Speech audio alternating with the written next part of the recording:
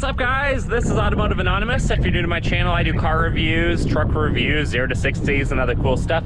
Today, we have a comparison between the 2023 Crosstrek Limited and the 2023 Mazda CX-30. They are both compact CUVs. The Crosstrek's basically a mini wagon, and the Mazda is very luxurious with red leather interior. They are both about 30 grand, and big shout out to Twin Falls Subaru and Goody Mazda for letting me borrow these vehicles for the day to bring this video to you guys. I've actually reviewed a lot of Crosstreks. I've done 3 of the 5 trim levels for 2023 individual reviews, and I've done most of the CX-30s for this year. So let's dive right in and see which one is better, which one's worth your $30,000. Additionally, I owned a Crosstrek Premium, a 2019, part of the same generation, for 2 years and 40,000 miles. So I have quite a bit of seat time in these in addition to all my reviews. And I've never owned a CX-30, but I've owned a Mazda Miata for 1 week, and I've driven plenty of these. So I want to share my opinions with you guys. Mazda versus Subaru, they are both top safety pick pluses. They have a whole host of safety features, both active and passive. And the Crosstrek, it's in the last year of the 2nd gen. That started in 2018. And then the CX-30, that's the 1st generation. It started in 2020. Some of the things we'll cover today, in addition to a lot of the basic specs, are how the headlights do, the seat comfort, the audio, the backup camera, the safety features, and which one has the most cup holders, in case that is the deciding factor. These are both very high volume selling vehicles. The Crosstrek for 2022 actually sold 155,000 units in the United States. It's best year yet. A base model starts at 24,000. A limited like this, being the 4th of the 5 trim levels, starts closer to 29, with destination about 30. The CX-30, on the other hand, sold 52,000 last year, which is a slight downturn from last year. In 2021, it sold 60,000. And a carbon like this, also about 29,000. A base model, though, is about 23,000. What does America care about that the Crosstrek outsells the Mazda 3 to 1? Let's get right into the differences. The Crosstrek has a standard global Subaru platform of 8.7 inches, whereas the lowest CX-30, being more of the street version, although it's still all-wheel drive, is a minimum of 6.9 inches. Both vehicles very much enjoy their cladding around the wheel wells. Pretty big section for the Mazda, a little bit smaller and more of a moon landing surface on the Subaru. The hood on the Mazda is substantially heavier, although they each have 2 options for the powertrain. This Limited or the Sport Crosstrek has a 2.5 liter Boxer, makes 182 horse. If you don't opt for the 2 higher trim levels, you get 152 horsepower standard 2 liter. It is symmetrical all-wheel drive. It has a CVT as the sole powertrain for this engine. If you go 2 liter in the premium or the base, you could have a 6-speed manual, which I will say, I posted a video of that. It's the funnest one I've ever driven. 2.5 displacement is pretty popular these days. That's what both engines are in the Mazda, a non-turbo or a turbo. This Carbon Edition is the non-turbo, so it makes about 191 horse, so it ups a little bit over the Crosstrek. Or the Stout 2.5 turbo that makes roughly 250 horse, 320 pound-feet of torque. Very quick little motor. And it has a traditional 6-speed automatic with a good torque converter. You can actually launch these pretty aggressively. What these are rated at, 0 to 60, is honestly irrelevant, because depending on where you live in the country, it's probably not going to apply. We live at several thousand feet of altitude, so these 2.5 liter Crosstreks typically do a 0 to 60 around 9 seconds. The base 2 liter takes 10 to 12. Likewise, the Mazda is also a little bit slower with the naturally aspirated engine. It takes about high 8s or so to get to 60. If you have the turbo, it takes mid to low 6s. It's substantially faster than the Crosstrek. But remember, the Mazda has nearly 2 inches less ground clearance depending on the spec, and its all-wheel drive system is front-wheel drive biased. So in my opinion, it's not as dependable as the Crosstrek. It is going to be a very good system, and what tires you have are going to make the biggest difference, but it is front-wheel drive biased versus symmetrical. Road trips are likely going to look substantially different between these vehicles. The Crosstrek's gas tank located on the passenger side is a 16.6 gallon tank, so getting 28 city, 33 to 34 highway depending on the engine, which I can attest is pretty close to what I actually got in my Crosstrek, is good for 550 miles of road tripping. Meanwhile, the Mazda has a gas tank located on the driver's side. It's a 12.7 gallon tank. You're down 4 gallons. It gets about the same MPG though, 27 to 33 on the highway if you're in the naturally aspirated engine, a few less if you're in the turbo. So max range on the Mazda, about 420 compared to 550. The Subaru, with its 8.7 inches of ground clearance, has a 370 final drive ratio, so that's a good balance between putting the power down and getting good MPG.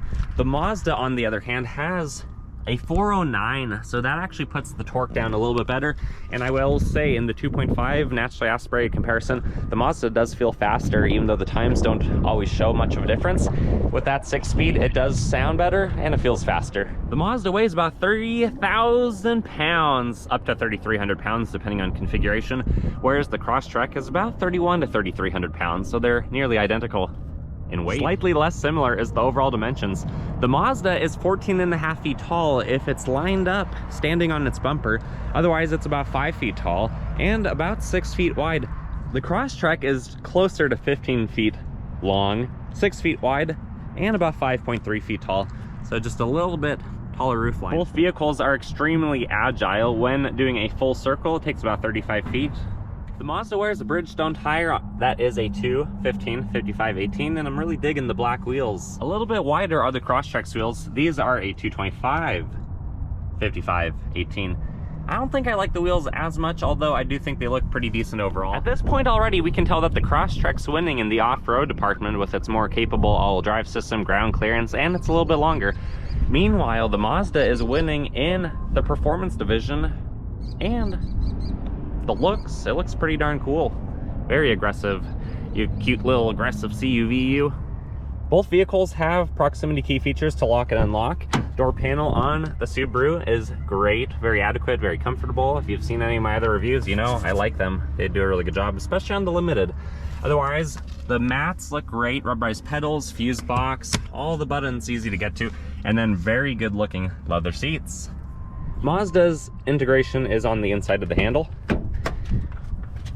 Door panel looks pretty good. I think I am preferring the Crosstrek's though at this point, but it is very comfortable. Fairly soft touch materials, really nice red stitching, and then a nice big door pocket. Nothing on the door sill. The mats aren't installed yet. Rubberized and aluminum pedal hybrid, hood release, extra storage, memory seats, very nice, and then the extra switches for the options this one has. Carbon Edition is not the highest trim level, but it's a pretty good balance. You get power seats and red leather, which is just incredible. Subaru push button start, fires right up. The leather wrap wheel is really comfortable. You have all of your controls on the left. Adaptive cruise on the right. You have paddle shifters for that CVT, and because it's a Subaru, you have fantastic visibility anywhere you look.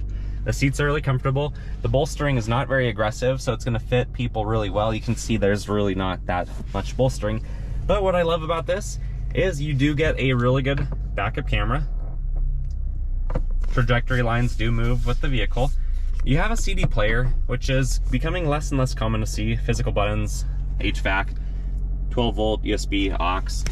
Easy to use shifter, manual mode over there. Everything's out of the way. X mode for more of your off-road capability. Heated seats, cup holders, 12-volt and 2 USBs in that decent sized console. In the Mazda, push button start, fires right up, has a cool little graphic in the middle with the name of the vehicle. The leather wrap wheel is a little bit thinner and it feels almost nicer, but we'll see how those hold up with time.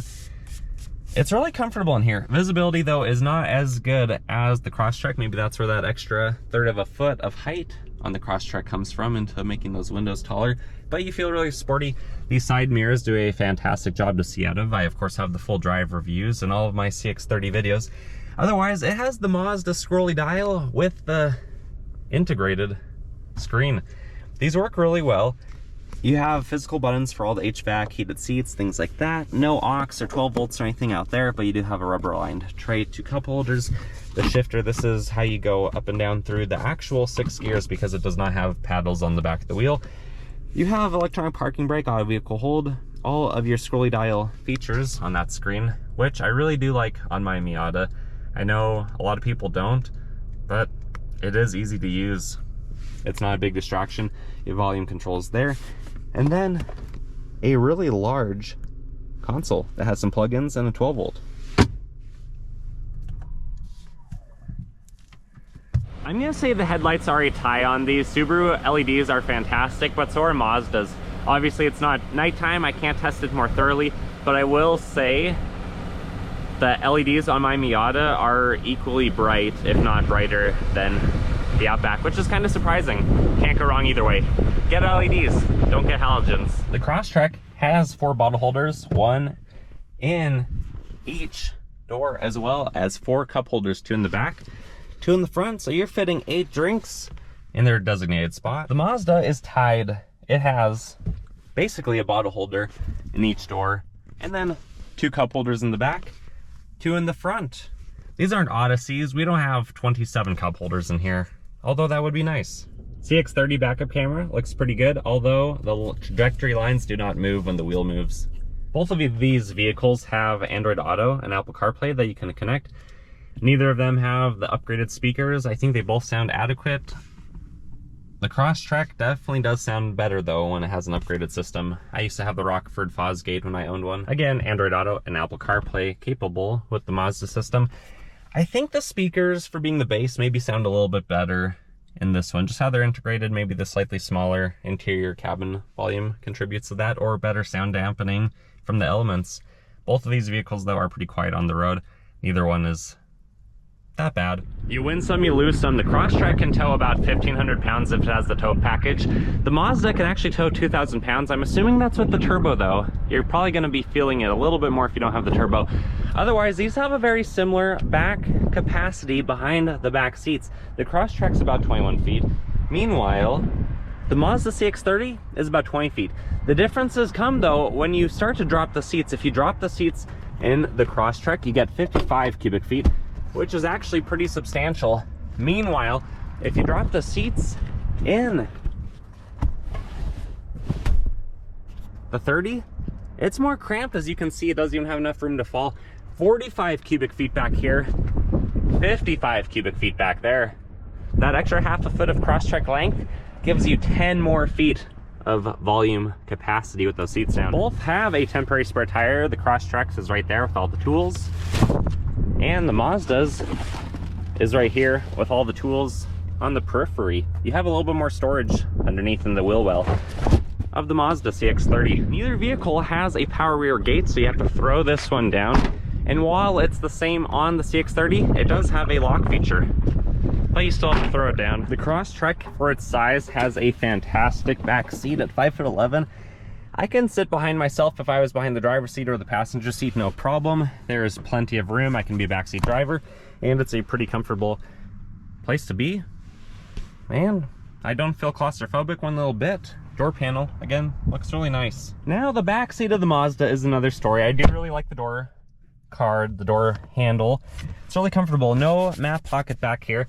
The red leather, though, almost distracts me from the fact that I do feel a little bit claustrophobic. So 5'11" and maybe 6 foot tall adults could fit back here, but I wouldn't want to be much bigger fitting back here. The armrest is very capable, very comfortable. I do have some ventilation back here. In conclusion, these are both fantastic CUVs. Selling over 50,000 a year for the CX-30 honestly is very impressive.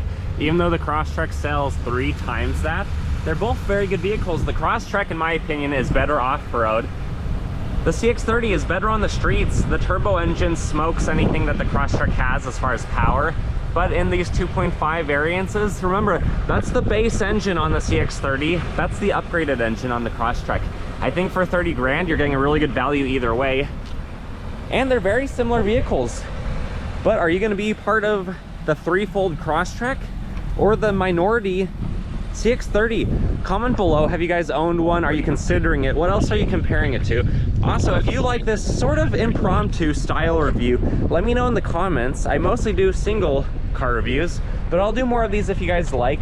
Otherwise, comment below to tell me what to do next. If you like my style, please consider liking, commenting, and subscribing to bookmark my channel to watch more of my stuff. And otherwise, have a fantastic rest of your day, knowing that if you buy either one of these, you won. They're both great. See you guys.